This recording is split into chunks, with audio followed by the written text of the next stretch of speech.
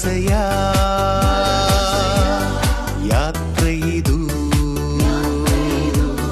ಅನುಗ್ರಹದ ಸಮಯವಿದು. ಕ್ರಿಸ್ತನ ಮಹಿಮೆಯ ಸಾರುವ, ವಿಶ್ವಾಸ ಜೀವನ ನಡೆಸುವ, ಆತ್ಮರ ನೆರವನ್ನು ಕೋರುವ, ಸ್ನೇಹದ ಜ್ವಾಲೆಯ ಉರಿಸುವ